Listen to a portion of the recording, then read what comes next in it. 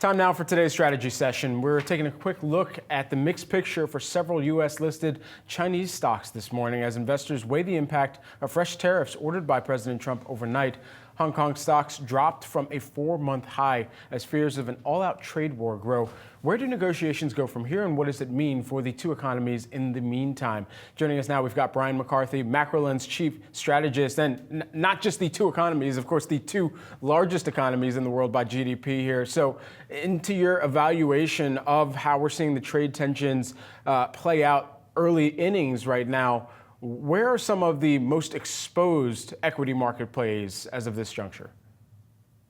I think your colleague used the term complacency regarding what's going on with tariffs in general. I think the U.S. Equity market is terribly exposed to what's happening. You have President Trump coming in and aggressively closing the border. That inflicts a supply shock on the U.S. economy. At the same time, he's in a dogfight in Congress simply to extend the 2017 tax cuts. If we remember in 2017, he came in within a year. They cut the corporate rate from 35 to 21. And now they're just hoping to extend that. The cost for extending that is going to be $2 to $2.5 trillion in spending cuts to keep fiscal conservatives in the House on board. So you've got a tightening there on net. To overlay this with another supply shock in terms of aggressive tariffs is incredibly risky from an economic policy standpoint and potentially from the standpoint of the president's political capital, which could bleed pretty quickly if the economy turns south. So, to turn to China, I'm somewhat surprised. It looks like the 10% on China is going to stick, but there is so much going on the tariff front elsewhere that the market seems to almost have sort of fallen asleep on the fact that we are in the early stages of a simmering trade and tariff war with China. So, Brian, what does that downside risk then look like from here? I should also mention, if the economy starts to turn south in response to these what look like dual supply shocks of cracking down on immigration and imposing tariffs, the Fed is in no mood to accommodate that.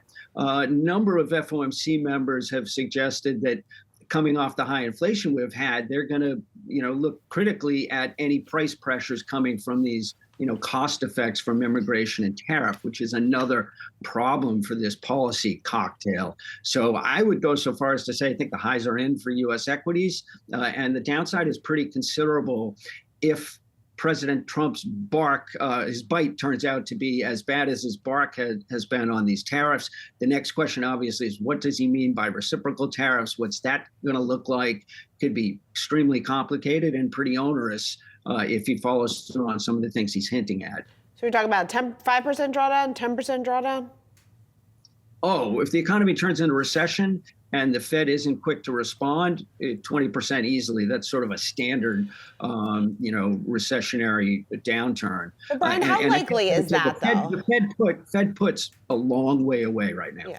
But how likely is that, though? Because very much the markets read, and like we started the discussion, whether or not we are just brushing aside some of those fears, right? And the market very much is viewing this as a negotiating tactic.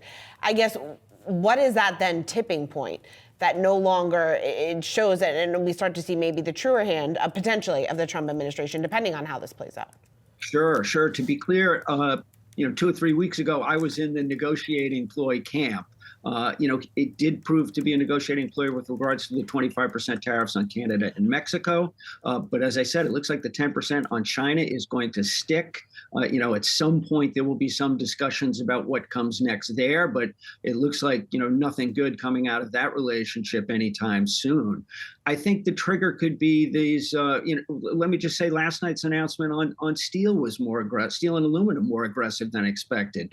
It's picking up some downstream products, and it looks like there will be no exemption process at this point. So if there's something substantive comes out on these reciprocal tariffs, the talk is he's viewing the European VAT tax as a tariff that needs to be offset. So, this kind of thing, we have no idea what this reciprocal thing looks like at this point, but there are some versions of, how you would interpret that are pretty aggressive. I think that will be more than the market can bear. I think that will be the turning point at which we say he's not just negotiating here, he's actually kitchen sinking the populist agenda, which in the end is about is about rebalancing the playing field in terms of labor and capital, not good for capital. Brian, I only got 30 seconds. To what extent do you think this impacts American companies' ability to sell into the region?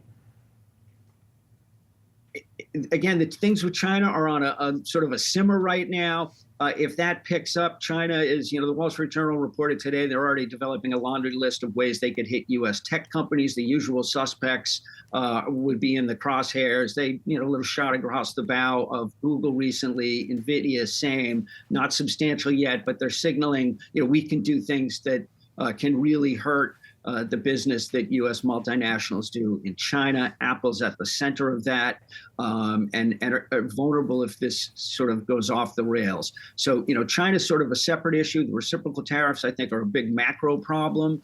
And then probably by April 1st, when the president's series of reports he's requested on U.S. trade come through, we'll get better clarity on whether he's going to do a deal with China and sort of sideline that fight for 2026 or 2027, or whether he's just going to, sort of go for it on all fronts. It's just really not clear at this point.